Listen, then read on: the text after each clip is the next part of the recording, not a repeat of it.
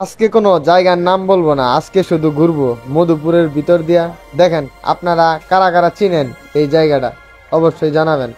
আমরা গেছিলাম একটা বাজারে, ঠিক আছে? এই জায়গাটার নাম আমি জানি, এগুলো সবকিছুই আমি জানি, তবে আপনাদেরকে আমি জানাবো না। আপনারা যারা যারা আছেন আমার ভিডিও দেখেন মধুপুর থেকে, অবশ্যই আপনারা জানাবেন এটা কোন জায়গা, আপনারা চিনেন কিনা। আমার কাছে তো খুব ভালো লাগছে এই দিক দিয়ে ঘুরে, ঠিক আছে? আমি রাজু স্যার গেছিলাম এখানে ঘোরার জন্য। তো আশেপাশ দিয়া সুন্দর প্রকৃতির পরিবেশগুলা এগুলা মেনলি ক্যাপচার করছি।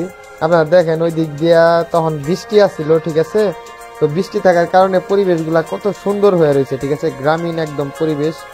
তো গ্রামীণ পরিবেশে যাওয়ার সময় তো সব সময় ভালো লাগে। তো পেলাম আমি আমাদের অডিয়েন্স যারা আছে আমার ভিডিওগুলো দেখে, তো আপনাদেরকে এই ফিলিংসটা আমি শেয়ার করলাম। দেখেন কি সুন্দর প্রকৃতি, এই প্রকৃতির মাঝে সবসময় অনেক বেশি ভালো লাগে। কিন্তু এই ব্রিজটা খুবই ভাঙা, ঠিক আছে? প্রকৃতির মাঝে তো ভালো লাগে, এই ব্রিজটা খুবই ভাঙা। আপনারা যারা আছেন এখানে এখানে বসবাস করেন, আপনারা একটু এই জিনিসটা একটু ঠিক করার চেষ্টা করুন, নাহলে এটা রিস্ক হয়ে যায়, ঠিক আছে?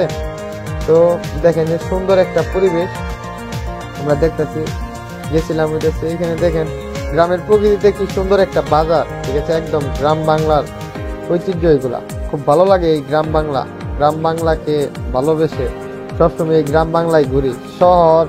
শহরে আমার ভালো লাগে না, শহরে বিশাল জ্যামজাট। আর এইগুলা বাজারে আপনি দেখছেন একদম টাটকা টাটকা সব জিনিস আপনারা পাবেন।